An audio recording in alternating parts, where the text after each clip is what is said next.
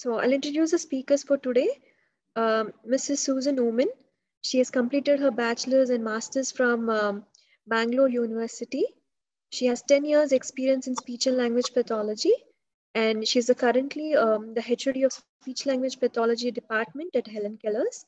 And she's also pursuing a PhD in autism spectrum disorder from AISH, that is All India Institute of Speech and Hearing in Mysore. So we are very glad to have Susan with us, and also our next Miss Karia.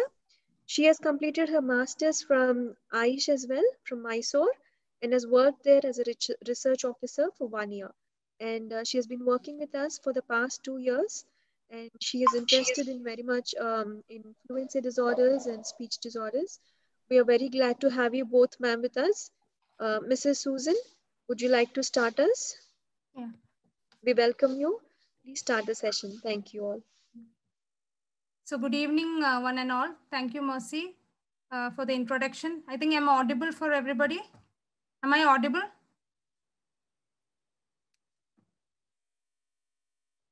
Am I audible? Yes, ma'am. Yeah, okay.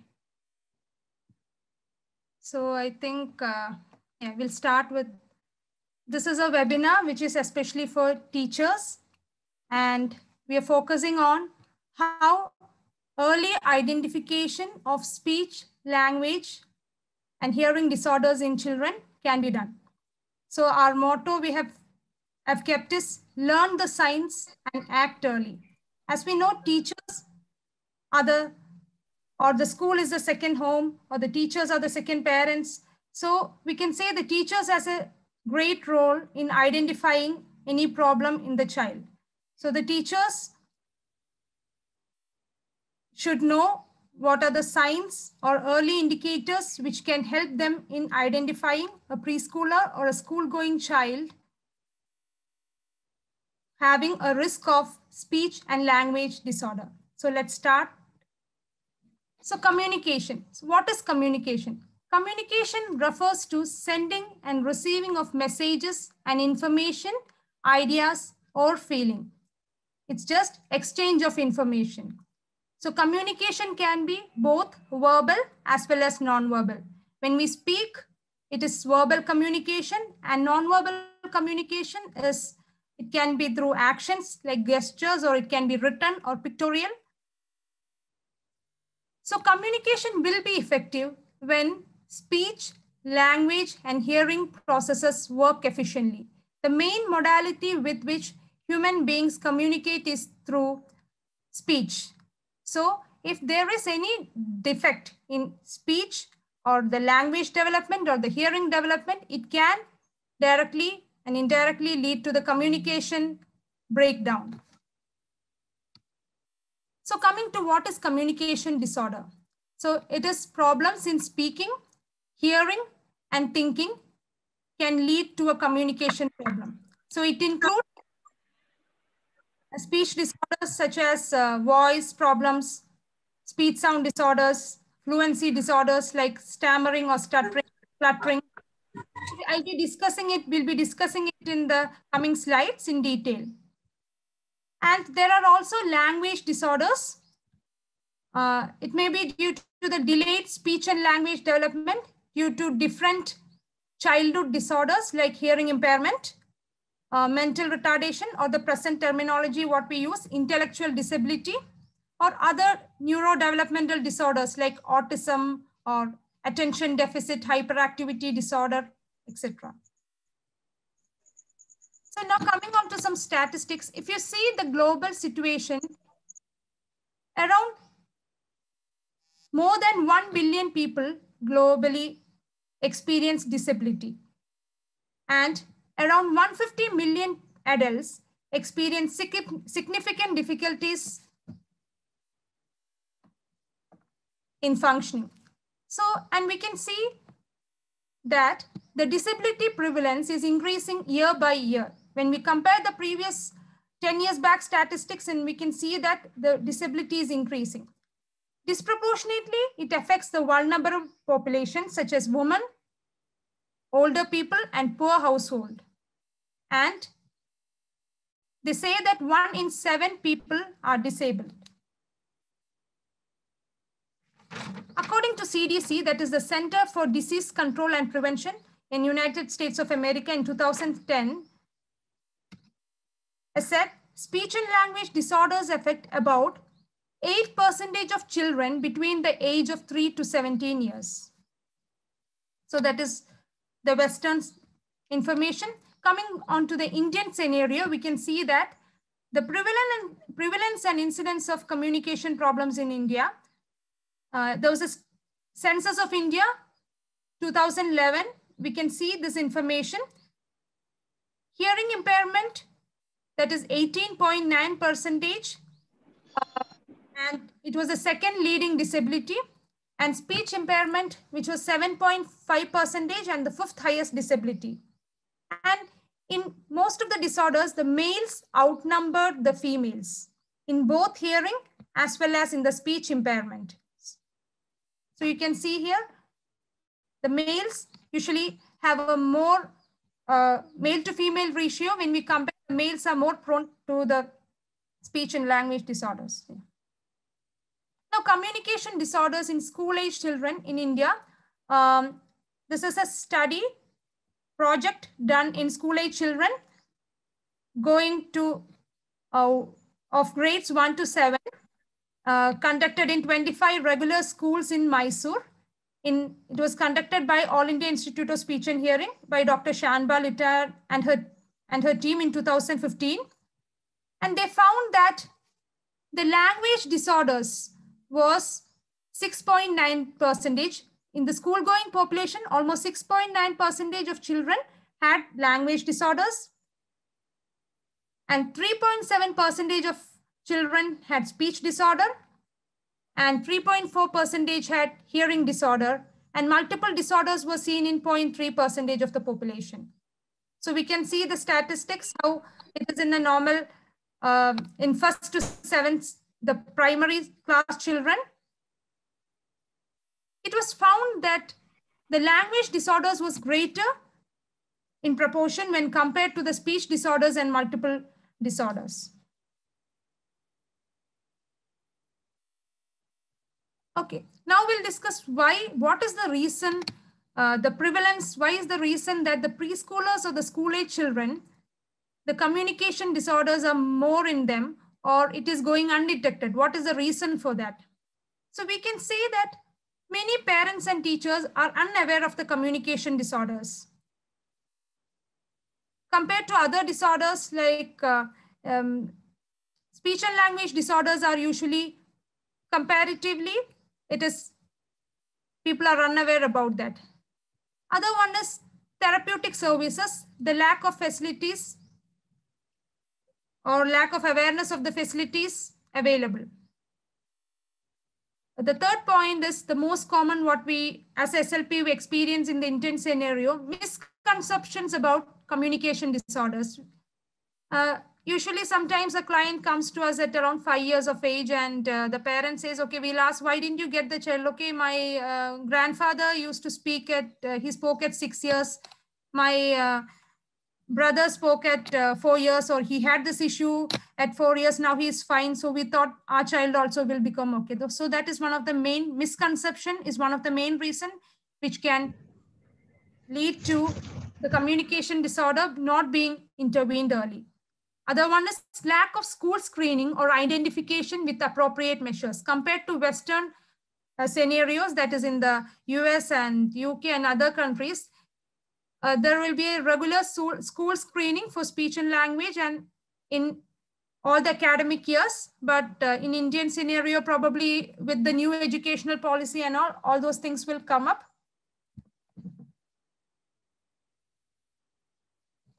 So what will happen if communication disorders are undetected?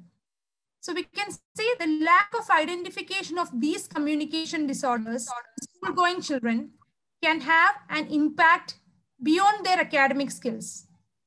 Like they can have problem in cognition, that is their intelligence, intellectual development, the behavioral, the confidence, the emotions, the social relationships, and also participation and inclusion.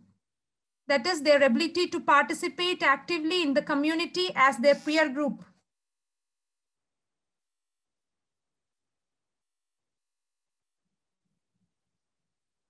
Okay, so I would like to ask all of you a question, like, do you feel that a speech and language disorder can lead to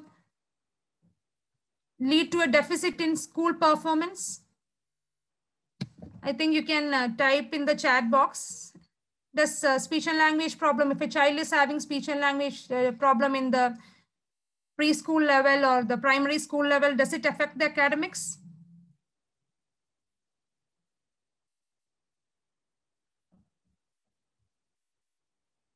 Okay. Mercy, are there any? Yeah, you can chat. Yeah. Okay. So some have typed as yes. Yes, sure. Because, sorry, I think it went to screen. It is very important. Language is the basis of communication. So language is very important in pre-academic skills, or language is one of the pre-academic skill, like reading, writing, understanding, and understanding in the school level. So if a child is having a communication disorder, the language is getting affected. Yeah, I think I can see 2 participants have raised their hand. Okay, you can type in the chat box. Might be the mic is disabled for everyone. So I think we won't have the, I think in between to avoid the noise interference. So you can please type in the chat box. Yes. Okay. So also if there is a communication deficit, the child doesn't have the socialization skills as the other children. We can see there's a deficit in even the social level. We see children who have a communication deficit compared to their peers. Sometimes they don't have that appropriate social skills. So now coming to the need of the why we have kept this webinar. So it is for early identification. So why early identification is necessary, or why early intervention is necessary? Human learning and development is most rapid in the initial 5 years of life. So during this time, the new stimulations and experiences drive cognitive, social, and physical growth.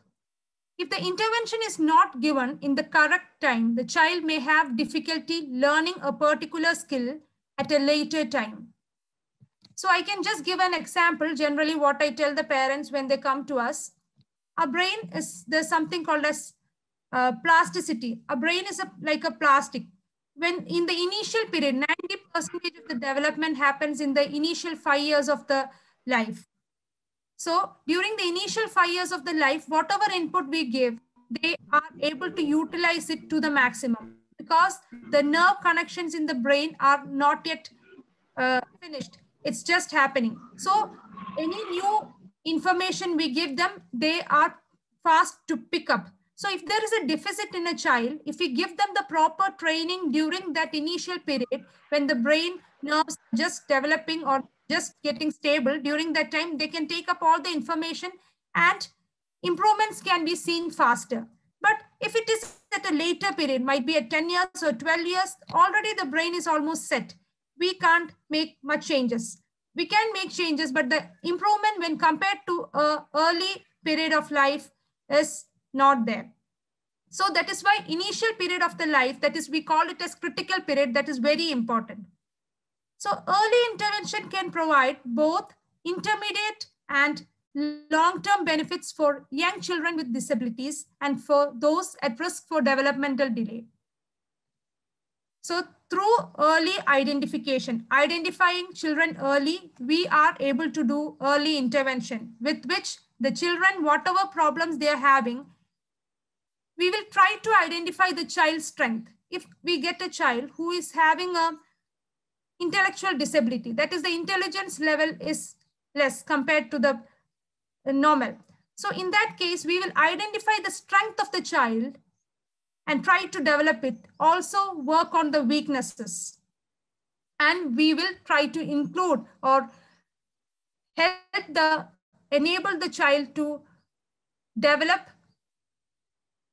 and enable them to be included in the society or in the education without the barriers.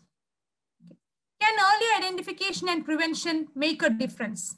Yes, indeed. So early identification in children with disability is very necessary. It prevents their disorder to be severe by giving intervention early.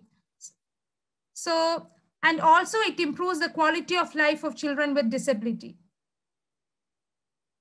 So now I'll just tell some red flags. That is, what are the early pointers or identifying factors in each age range, because this is just the school range, because nowadays from the preschool, from 2.5-year-old children will be there. So from 2 years to 5 years and the school age, I've just put the red flags. So if any of these things are present in a child in your class or in your school, there is a high chance that the child may have a risk of speech and language disorder. So in the 2 years, we can see if there is minimal attempt to communicate with gestures or words. At least by 2 years, the child should be actually able to speak in at least 2 words, but the child doesn't even communicate using actions. Gestures means actions, and also the words they don't use. And no, till 2 years, the child hasn't even produced a meaningful one word. And difficulty in following simple directions in school might be they will tell, come here, stand there. The child just sits aloof and they don't understand the commands, what you say. Inconsistent response to no. At 3 years, if the child is having a limited use of speech, they don't use it. They might say some words only for their needs, and they don't use it regularly, or they don't tell in 3 words, or only they says like for water, only mommy give water. They don't say that, or ma'am, I want a book or something. They just say give or book. A word expression will be there. Even when the child is 3 years, the speech is not understandable. They have limited understanding in simple questions, difficulty in naming the objects, and frustration related to communication. Also in some children, we see, like if you see, they are not able to communicate what they want. They were not able to express their needs appropriately. Because of that, they might show some behavioral issues or tantrums. Even the parents might complain it. At 4 years, even by 4 years also, the child hasn't developed 3-word phrases, or the child is not understandable to parents. It takes a long time to understand others. Like you're giving an instruction in the class or telling this child something, and the child doesn't understand that.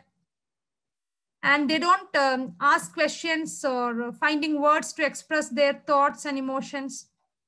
By 5 years, if the child doesn't speak sentences, and again, the speech is not understandable. Usually we can say by 4 years of age, the child will be 90% clarity of speech will be there. And by 5 years, the child's speech will be 100% clear. That is, it will be understood by a stranger. So that is usually the clarity of the speech. So by 5 years also, the child's speech is not at all clear and not understandable by you, the teacher. Difficulty in answering questions, difficulty with complex directions. If I say something like take the book and keep it on the table, otherwise take the ball and give it to Ronnie. So that's a 2-word, complex commands. So when complex commands come, complexity increases, they are not able to understand. Might be they will be able to tell or understand simple things, but when it is complex sentences, they are not able to understand it. Difficulty with peer interactions, that is with the same classmates. When the other children are playing group play, like they might be playing in a group, this child might sit separately and play by themselves. Also, when we go to the school age, difficulty with reading, maths, or letter identification, writing. Difficulty again with the following directions, repeating sentences. When complex sentences are there, they are not unable to repeat it. And the grammatical, we can see this grammatical errors still persist in their language. It is usually, we have to see if the child is, might be even in the mother tongue, which the child uses regularly at home. Even in that language, the child is using grammatical errors, and they have a limited vocabulary. Also difficulty in social interactions. So these are some of the red flags all of you should keep in mind when you, so that you can identify some of the, any delay is there in your class children. So the remaining presentation will be continued by Miss Rini. And it will be on communication disorders. She'll be explaining each communication disorder, what is seen in school-age children, as I explained in the introduction in detail. Thank you, ma'am. So I'll just share the same.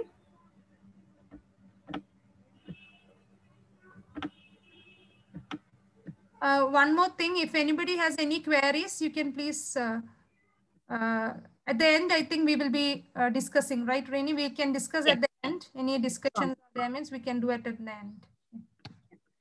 So all of you might have understood how early intervention is important, how early identification plays a lot of role in, helping children with disability, communication disability. So let's move on to the focus of the webinar, that is common communication disorders that we usually find in school-age children, and to understand them and identify the signs so that you can contribute towards the early intervention of such children. So one such disorder that you commonly see with a lot of prevalence in school-age children is hearing impairment. Okay, hearing impairment is also called as hearing loss. Okay, where you lose a part or all of your ability to hear. Okay, so here in the slide you can see a picture, right? So this picture is like our auditory mechanism through which we are able to appreciate the sense of hearing. So if you see this picture, you can see that your hearing mechanism is divided into three parts. It has an outer ear, as clearly depicted here, and a middle ear and an inner ear. Right now, when I'm speaking, you're able to hear my sound because all these hearing mechanisms are intact. So while I'm speaking, the sound waves are entering your ear canal and they are moving towards your middle ear, where there is a drum-like structure which vibrates in response to the sound waves. These vibrations are further passed on to tiny bones in the middle ear, and these vibrations are passed on to the inner ear, where there are tiny hair cells which sway and convey the information to the nerve cells, which take up the further information to the brain via the auditory nerve. So you might think it's so much of process, isn't it? But it happens within seconds, isn't it?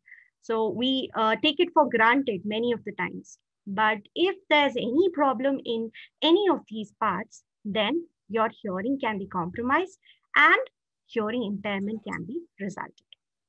So if you take a scenario of children with hearing loss, according to World Health Organization, you can see around 32 million children live with disabling hearing loss. That means to say that early identification and prevention is failing off somewhere because the prevalence is so much. So I'll also discuss what could be the probable causes which actually cause this hearing loss. So if you take the statistics, they say around 31% do have infections, okay, like mumps, rubella, meningitis, measles, or persistent ear infections, which can cause a hearing loss. And few other causes could be a genetic predisposition. Maybe the parent is also having hearing loss and that genes are passed on, or there can be any complications at the maternal health. Maybe the maternal mother had some infections while she was having the baby in the womb, or it can be after birth complications like jaundice, okay, which in severe forms can cause hearing loss. And there are other causes like ototoxic drugs. Auto means ear, toxic means something which is harmful for the body.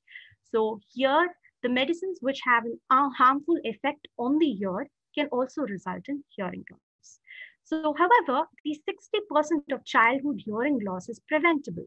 So, so if we need to understand how it is preventable, you need to understand what are the types and degree of hearing loss. So I'll just explain the types of hearing loss.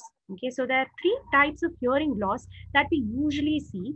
Okay, so irrespective of school age children or any other population. So if you check, mostly you might see in small children, you might notice, or school age children, you might notice conductive hearing loss. Okay, conductive hearing loss is when they have a problem in their outer or their middle ear. Okay, so if there's any ear infections or any obstructions, you might have noticed, small children, while they're playing, they try to keep foreign objects into their ear canal. So while they do that, they can actually disrupt, or they can actually create a hole on that drum in the middle ear. Or if it is persisting there, the small food items or anything, they keep it inside the ear and persists for a long time, it can cause infections.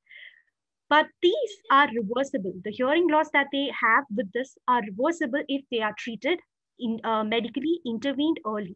If they are not intervened early, definitely this can move into a severe form. So intervention can be focused on this population. Whenever you find a child with persistent ear infections, ear pain, you definitely need to help out the child to get a medical intervention at the earliest. The second type is called as sensory neural hearing loss.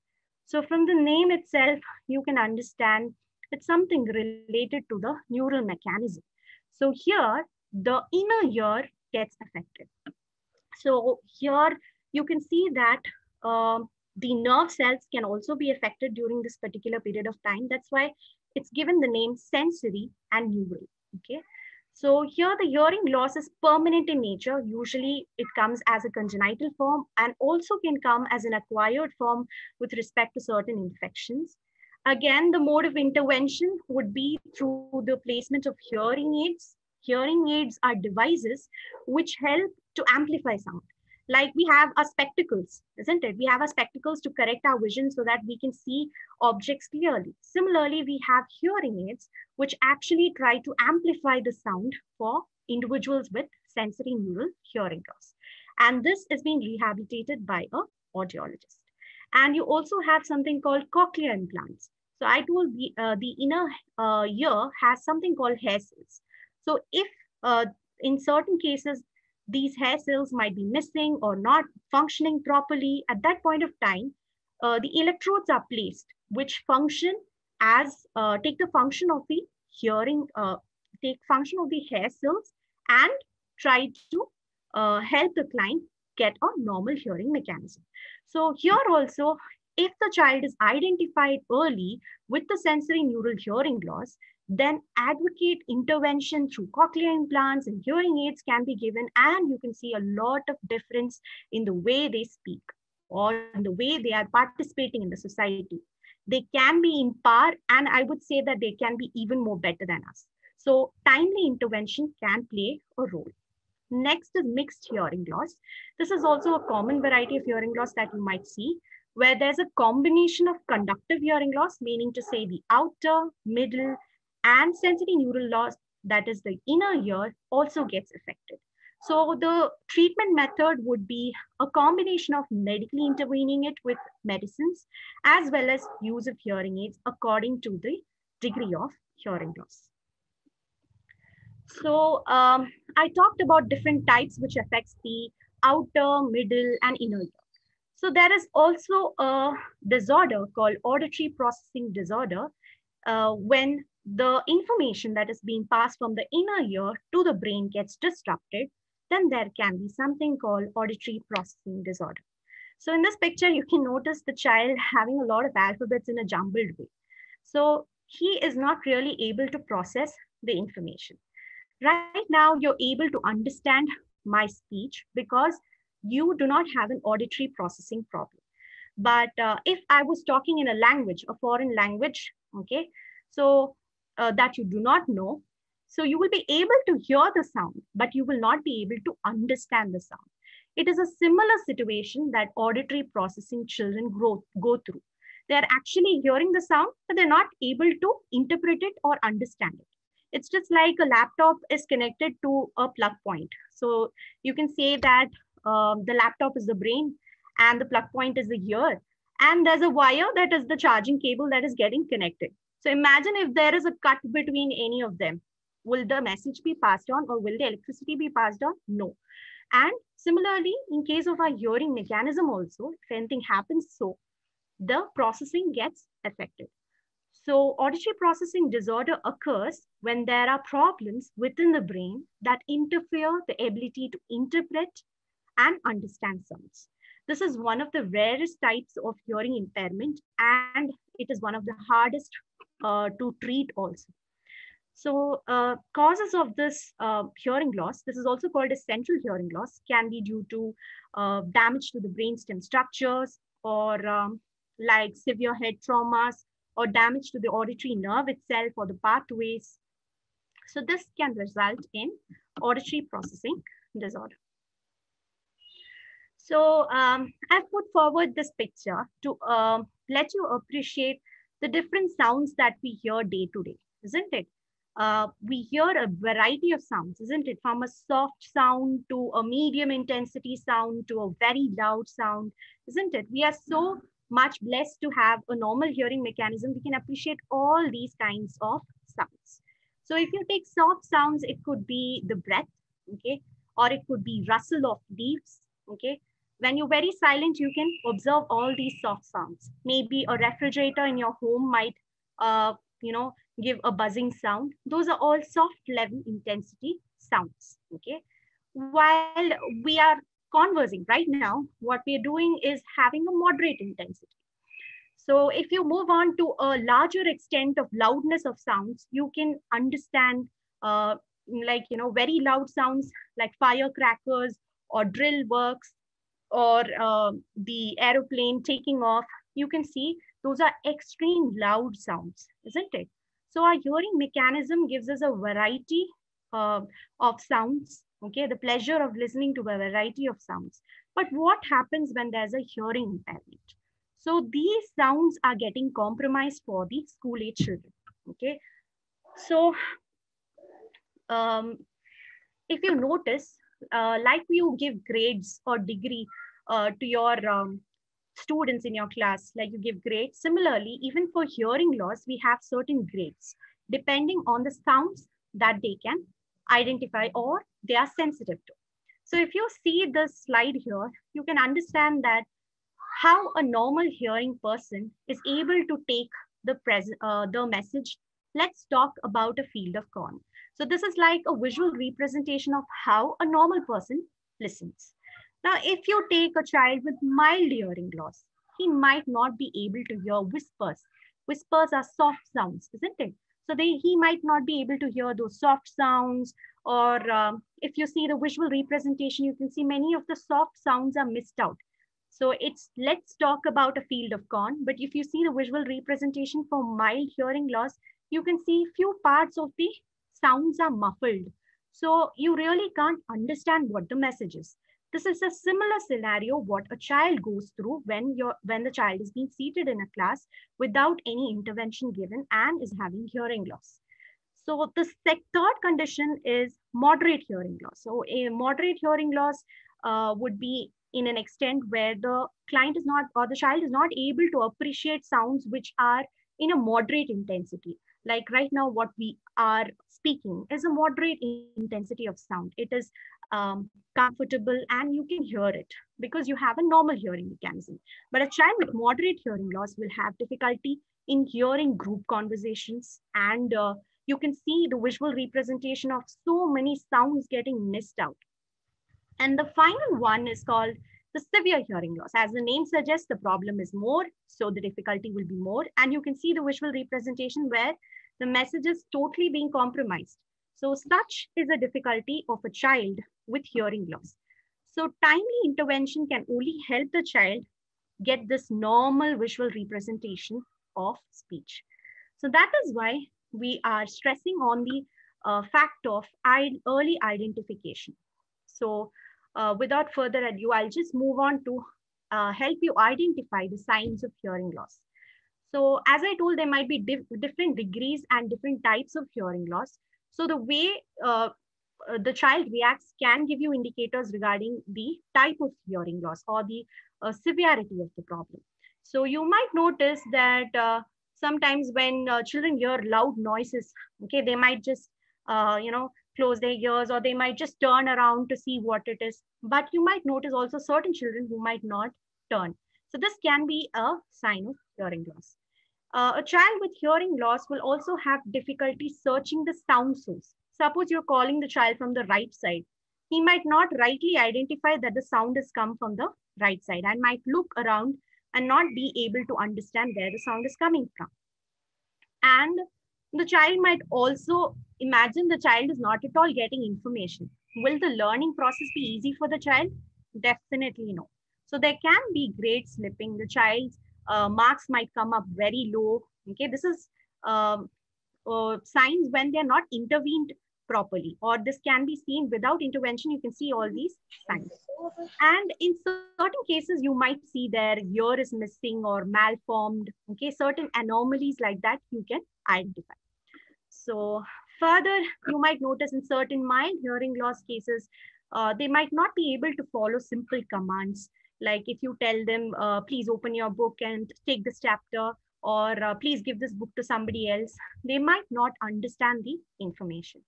And many of them, because they don't hear, they are not able to use their speech and language mechanism properly. So as a result, what will happen? They use voice for communication rather than speech. This results in a lot of frustration in them. Communication breakdown is frustrating for anybody, isn't it? Right now, if the internet goes or there's some technical glitch, you might get frustrated, isn't it? You're not able to hear me. Similar is a condition with a child where he undergoes a lot of communication breakdowns, okay? So that can result a real disheartening situation for the child. Other signs you can see is the child won't be able to, understand you when you're not looking at him, okay? Certain children, as I told, when one modality gets compromised, children try to understand through the other modality, that is their visual modality. So when they try to do that, they often look at your lips to get the information rather than hearing, because their hearing is compromised. And you might often notice, imagine if I'm speaking right now, it's clear. But imagine if there's a lot of background noise and a lot of noises coming all around, you would feel exhausted at the end of this webinar to concentrate on my speech. Similarly, a child with hearing loss will also be exhausted at the end of your class because he's not able to hear it properly. Okay, and because of this, the child will show behavioral problems, social difficulties. It's very difficult for the child, isn't it, to pace up with his peer members. So here, I wanted to put forward this quote by Helen Keller to just make all of you realize what impact it has on a person's quality of life. So you very well know who Helen Keller is. Okay, Helen Keller was a person who was deaf and blind. Okay, so I'll just read her quote. I'm just as deaf as I'm blind. The problems of deafness are deeper and more complex, if not more important, than those of blindness. Deafness is a much worse misfortune, for it means the loss of most vital stimulus, the sound of the voice that brings language and sets thoughts astir and keeps us in the intellectual company of man. Here, her quote simply signifies what impact hearing loss can bring into a person's quality of life. Okay, so even though she had two disabilities, she still considers deafness as a major misfortune. So I'm going to share a small video right now. I hope it gets playing so that you understand what tips you follow in the classroom. Okay, so that you can help children in your classroom who have this particular difficulty with respect to hearing. Just a minute.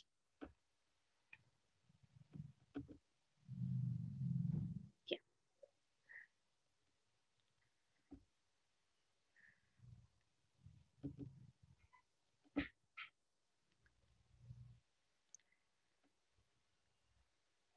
Even a mild Is a hearing loss video- can have a major impact on all aspects of a child's development. Did you know that at least one child in your class probably has a mild hearing loss? A child with a mild hearing loss can miss up to 50% of what's been said in the classroom. I hope, I think it's not getting shared, is it?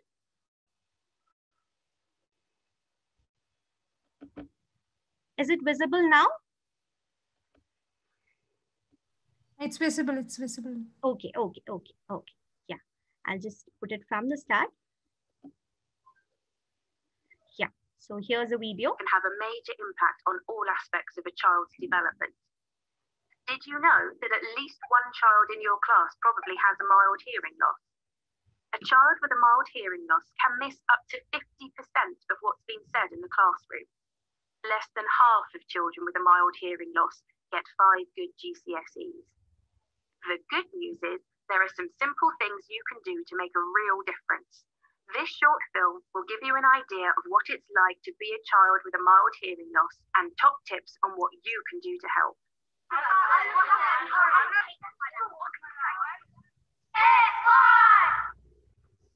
This guy bought some fizzy drinks and then he went to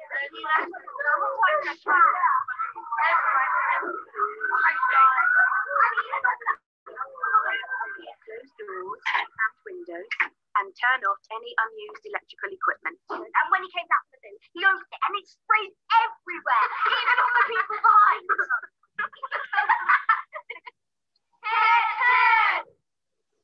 You can see that it's a landlocked country, which means that it doesn't have a coastline, but you can see some water and they are lakes. Make sure the classroom is well lit and that I can see your face clearly so I can lip read. It's La Paz. It's free. Aiden, Aiden, I called your name 3 times. Get my attention before talking to me. Aiden, would you like to come and solve this one for me? So you've done your planning and we've written our introduction. Are we keeping you awake? And make sure I have breaks so I don't get too tired. Now, let's take a 5-minute break. Now we're going to write our conclusion. So there is lots of technology available, such as sound field systems, which project your voice across the classroom. So these are few tips that you can actually take up. Okay, so I think you might have understood what are few things that you can play or you can do to help our children with hearing loss as teachers. And you can also refer them to the professionals who can help them get an early intervention and reduce their severity of problems. So you can refer them to an audiologist to deal with hearing assessment and their rehabilitation. You can refer them to an ENT doctor if you find they have persistent ear infections, which can be dealt with medications. And you can also refer them to a speech language pathologist who will deal with their speech and language development skills, and a special educator if you find they have marked difficulty with academics and difficulty coping up with that reading and writing skills. So moving on to the next common prevalent disorder, that is language disorder. Language disorders can be a standalone disorder, a pure language disorder, or it can be in association with many other childhood developmental disabilities. So first, I'll discuss about language disorder as a pure form. So it can manifest in 2 forms, that is as a receptive language disorder and as an expressive language disorder. So reception means simply understanding and expression means simply to express your needs. So if a child is having a delay in understanding your speech or is not able to understand with respect to his peer age group, there can be something called receptive language disorder. And if the child is having trouble speaking and expressing his needs, then there can be something called expressive language disorder. These usually occur together and can sometimes be as independent. That is, they might have a good reception, but they might have an expressive language disorder. So moving on to the signs of language disorders, you might notice that child uses gestures more than using his language skills to communicate, might not be able to understand your speech, might use very few words to communicate, like Susan ma'am pointed out an example, saying mama book, or mama give me book is what to be told, but the child says book, book. And then has difficulty playing with his classmates and communicating, and early reading and writing skills also getting affected. So moving on to another neurodevelopmental disorder with whom we see a lot of speech and language problems also, that is called as autism. Okay, autism is a developmental disorder where there's a variable severity that's characterized by difficulty in three major zones. That is 1, social interaction, 2, communication, and 3, restricted and repeated patterns of behavior or thought. Okay, so when you talk about social interaction, it's simply what we're conversing right now, isn't it? We wait for each other's turn. We greet each other while we are talking. We acknowledge each other's presence through facial expressions. Okay, and communication is an aspect of expressing one's needs. So this can be impaired, and they might show certain unusual repetitive behavioral patterns. So that I'll explain in the signs. So when you look into the signs of children with autism, you might notice they are, completely aloof. They don't interact with others. They don't play with other children. They might show marked difficulty in maintaining eye contact. They might have difficulty with facial expressions. Okay. So, and they might play with the toys in an unusual manner. So if you give a normal child a car, he normally tries to run it around a platform. So, but what happens with the child with autism, he tries to take it, tries to flip it, and tries to rotate, see the wheels rotating, or might be obsessed with that particular toy for a day long or every day. So you can see a lot of impaired play skills, which definitely have an impact on their interaction and communication ability. You might see certain repetitive behaviors. They might continuously flap their hands, or they might spin around. This might be because they are not getting a proper sensory stimulation.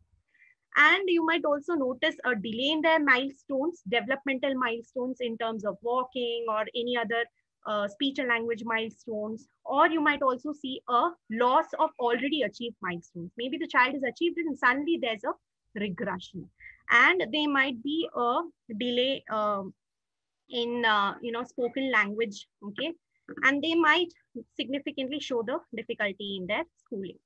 So if you find a child with autism, definitely the professionals that you need to go is a speech language pathologist who will help you deal with the communication and social interaction problems, an occupational therapist who will help you deal with the sensory stimulation issues and the fine motor skills, a psychologist who will deal with the cognitive levels. Yeah, autism children also do have a variability of intellectual capacities that they display.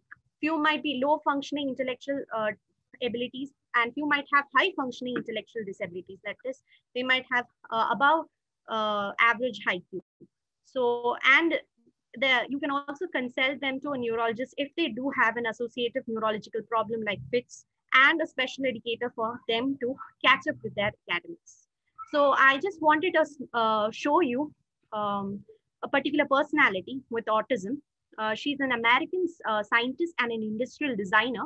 This is Dr. Temple Grandin. She has autism, and she has reached so much heights, isn't it? She's a PhD holder.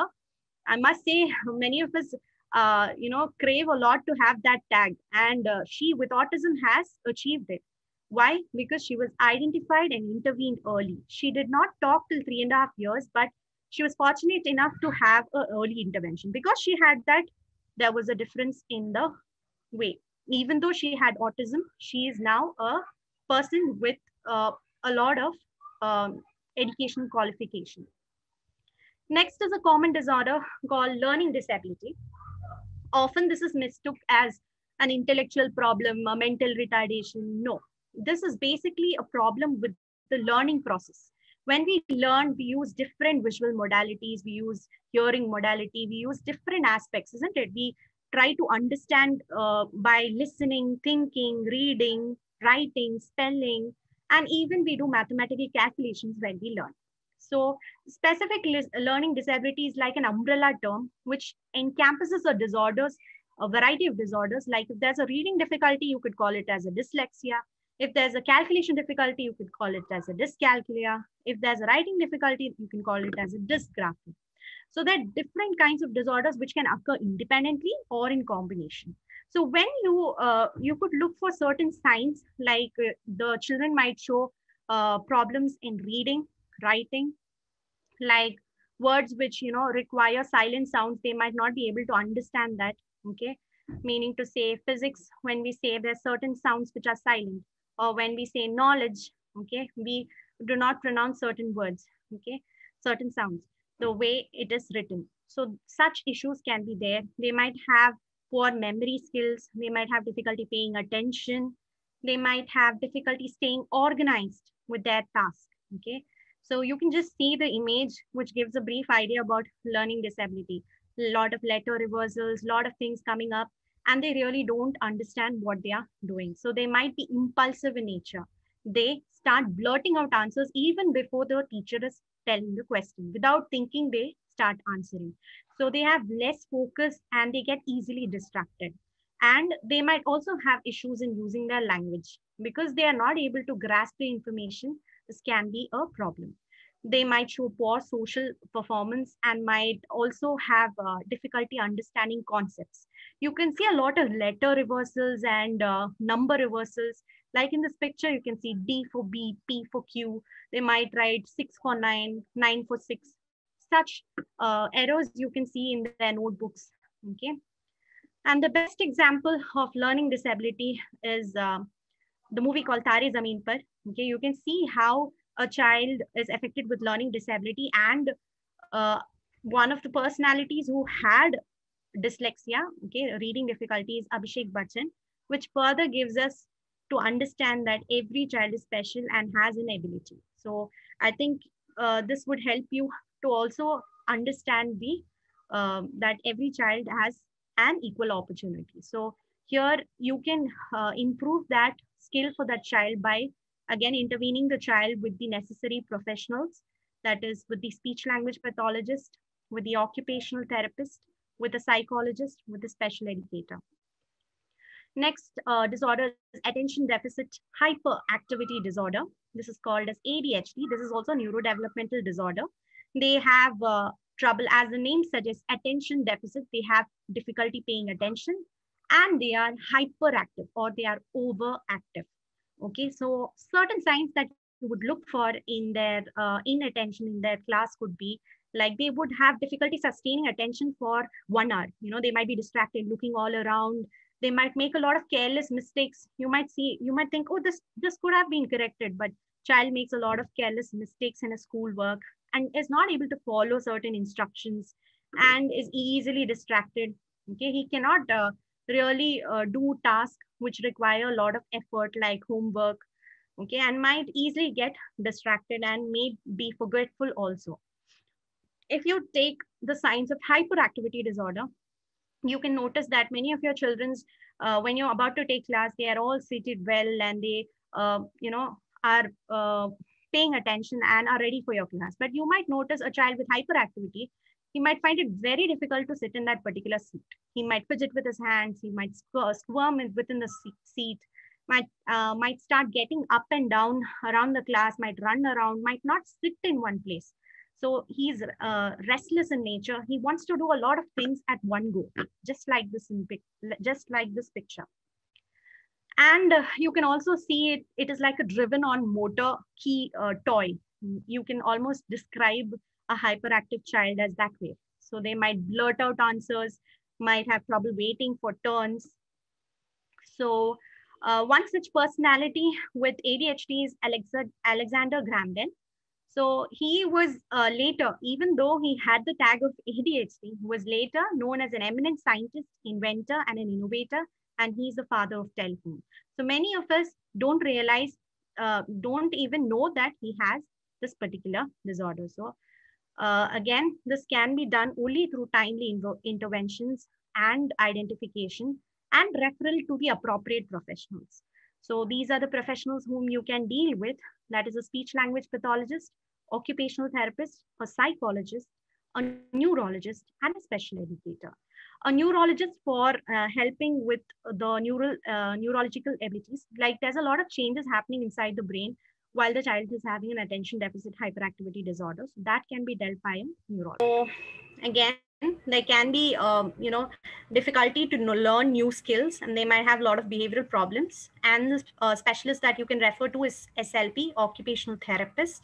SLP is nothing but speech language pathologist, psychologist, neurologist, special educator, and physiotherapist. So this is the last quote about intellectual disability, about how it was seen few years ago. People used to perceive it as people who are to be isolated or neglected, but now the perception is changing and they are able to attend schools.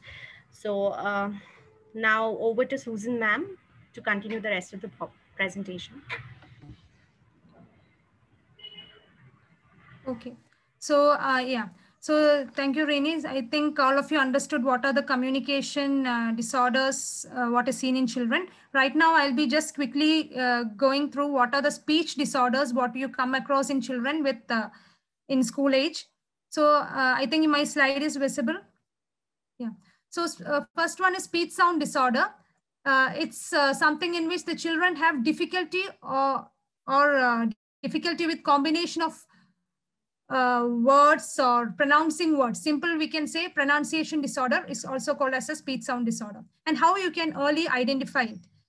So the children in your class, if they are not able to pronounce the sounds in a word properly, like even at 6 years, the child is telling for biscuit, bicket, for flag, fag, in those cases, it needs attention. Difficulty in understanding the child's speech by familiar people, like the teacher or even the family members or the siblings. The child might substitute one sound for other, like for the word cat, the child might be saying pat, even at 5 years or 4 years. And the child omits a sound, like for rabbit, the child might omit the word wa and say abbit. So these are some of the early signs which you can note in your class children. And if anything is there, it needs attention so that we can work on it and we can make them corrected. So this is a scale, what I told earlier. By 5 years of age, the child should be 100% clear, almost 100% clear to a speaker, the stranger, the speech should be 100% clear. So that's speech sound disorder, and speech language pathologist is a professional who works with them usually in order to correct it. And based on the causes, like sometimes in children who has a tongue tie, the tongue tip will be attached. In those cases, we refer them to the ENT or the pediatrician. Otherwise, based on the cause, we will be also working with the team. So the next disorder, what we commonly see in children is stammering. We call it as stuttering. So it is disruption in the forward flow of speech. So the children will have prolongation, repetition, and pauses.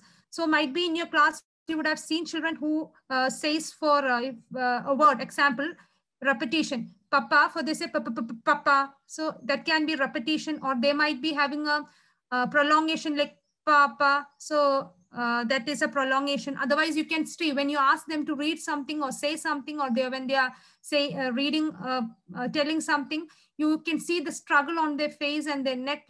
Sometimes they avoid eye contact and they have some struggle you see on the mouth, it can be, or the jaw or the neck. So these are all some of the signs of stuttering. So make sure that if any of the kids in your class, so this has to be intervened early. At earlier we get the child, we are able to work with them and make this can be almost we can work with them, and wonderfully there are children who have overcome it. So this is a chart, like I'll just tell, even at the age of 3 or 4 years in a preschool, if you're a preschool teacher, because the child is just developing the vocabulary, sometimes they might have something like a fluency problem, they might have a repetition and all. But how to consider is, if the child is as I told, repetition, stay here, like that sounds means, then it is an indication that it can later develop into a fluency problem. If the child is just repeating the word, like I want water, madam, or in that they're again telling I want. In those cases, mostly it is because the vocabulary is just developing. They're trying to get the vocabulary.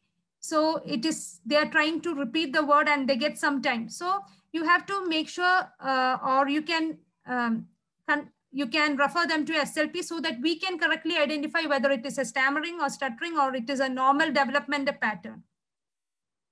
So the Hrithik Roshan is a person who has overcome his stammering, and obviously he took the therapy and he says it in the public platforms also. You can see he practiced it every day. And one of the main thing who has stuttering is they have to accept it and they have to work on it. It is we will help them to manage it. So we can see a living example. So the professional whom you have to refer is a speech language pathologist. Now coming on to voice disorder, this is also seen in children, which is mostly unidentified. Sometimes you see in your class children usually shout and yell and they scream in the class and they try to imitate somebody else's voice. All those things can lead to voice problems. So what are the early indicators? If the child's voice is very rough and more air is coming, the child's voice usually will be a sweet voice. We can say 6-year, 8-year-old, but at that time, the voice is a little bit rough and the more excessive air emission you can see, then that is a red flag. Then the child is not, when you ask them to read, they're not able to raise the voice or they are speaking very softly. Otherwise, they sometimes when they speak or sing, they break the pitch is breaking. In between the voice breaks. Okay, they're not saying smoothly. So these are all some of the indicators of a voice disorder. So as a teacher, along with the speech and language, the communication problem, these are also things what you can identify and help us in working with them for the early intervention. So SLP will work, and ENT, obviously, we will send, the ENT will refer a child with a voice disorder. If it is manageable by therapy, we will do it. And some cases, they have to go for a surgery, but that's only rare cases. Yeah. So yes, as I have asked earlier, the speech and language disorders affect school performance. Indeed, it affects school performance, and you can see communication is the basis of learning. And without communication, proper communication, it affects all the realms of the learning activities. And so what is your role as a teacher? So the teachers should refer any student who shows any of the sign of speech language disorder, or you suspect they are having a delay when compared to their class, same age children, they're having a delay, then you should refer them to us. And also try to include routine preschool and school screening in your schools so that it is feasible to identify children at risk for any speech, language, hearing, or academic problems. So as a speech language pathologist at the end, I would like to say we work with different disorders as an awareness. I'm just telling, not only in the school age children, from the newborns to the elderly, old age people, we work on different disorders like speech problems or language problems or stroke patients or swallowing disorders or memory loss cases. And so all these disorders, as a speech language pathologist, we work. So thank you for your patient listening. Sorry, I think our presentation a little bit it exceeded, so I think it's open for discussion. We are happy to clear your queries. And surely, as our institute is at Neredmet, so any children whom you feel there's a risk, please do refer them so that we can do an early identification and early intervention with which the child will be able to overcome the problem and be successful in the later life. And the early period of life, as I told earlier, the critical period, it is very important. You get to us too early, it is easier. And if the child comes late and it becomes, the brain has already been stable. So please do identify and help the children to live and to be successful and learn without any barriers. Thank you. Thank you, Mrs. Susan. Thank you, Mrs. Rini. We appreciate your hard work. You've done a lot of study and you've given us the very required information for the teachers. Teachers, if anyone has any doubts, Mrs. Susan and Ms. Rini, they will answer your questions. So if you have an elaborate question or if you want any appointment with us, you can book online.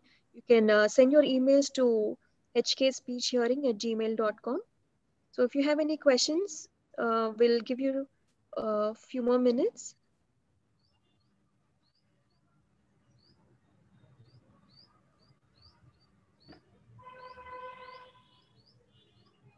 Yeah, so I see a question here like learning difficulty. I just want to add on learning difficulties. As I told, the language is the basis for reading, writing. So for a learning disability child, we have to take care because most of the children will have a speech problem also. Their language will be, the language will be also affected. So it is important if a child is having a learning disability, they might need an intervention by SLP also, as language is the base for the learning. Also, I can see, yeah, which test is administered to identify ADHD. You can have, so the DSM-5 criteria usually we follow. In order, this criteria DSM-5, Diagnostic and Statistical Manual. So we usually follow that criteria, and there are some checklists available. If it is in the case of autism, a psychologist or a speech language pathologist, we have Indian materials like ESA. So we use that.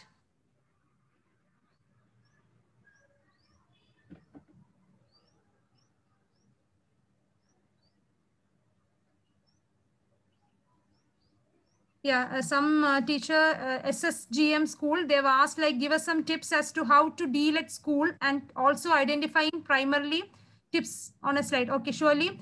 So we have a feedback form at the end. Abdullah, can you please put the second feedback form on the chat box? Coordinator. So I think if you fill that, we get your email IDs. Otherwise, as she told, Mercy announced, you can message at HK. So we will send, we will make a list. Actually, we will be very happy to do a screening also, even if it is online for the children. And it will be at the start of each year. It's always necessary so that we can identify children who are at risk. So surely if you give us the mail ID, we will send a format and you can approach us. Rini, are you there? Yeah. Yes, ma'am. Yes. Yeah. Can you, one question is there, yeah. Is naughty children are ADHD? So, so you can. Yeah. Commonly we might really think naughty children are having these features or not, but it's something different. Okay, you can see these manifestations in terms of behavior that is persistent. Okay, naughty children don't really show this kind of behavior throughout. Okay, you can see this persistence of behaviors for more than 6 months. Okay, and it is evidently shown in every other situation. Okay, it's not just school or any other situations. Also, you can notice all these behaviors being there. So that is something that you can differentiate between the naughty tots in your class and the children who are having difficulty with ADHD. Yeah, I would like to add a point to it. Like usually we say it's like children with ADHD they're like driven like motor. They'll be all the time naughty children. We can see there's a limit. And as Srini explained correctly, all the settings, whether it is in school, at home, at play, and all the places, they show the same behaviors. So then only we can diagnose them as attention deficit hyperactivity.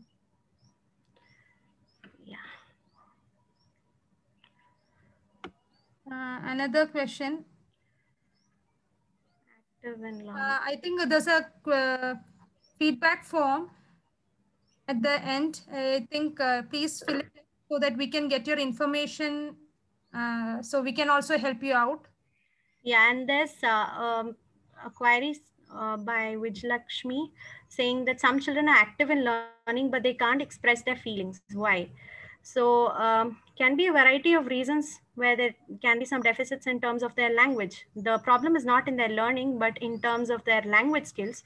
So probably you need to identify the child and refer to us so that we can try understanding what is the disorder. If there's a presence of the disorder, how severe it is. So I think definitely you need to take up this webinar as a form of identification of that child. Okay. I would like to thank the speakers. Thank you. And thank you so much for explaining the teachers and giving a very elaborate information. I'm sure that some students, some kids will be identified and early intervention will be provided for those children, and we will make a difference for those children's lives. And thank you, teachers, and one and all for joining us on a second Saturday in the half day. Thank you for joining us and listening to us, and thank you for giving us your questions and feedbacks. We really look forward to meeting you all. And if possible, we can do a free screening, as Mrs. Susan has said.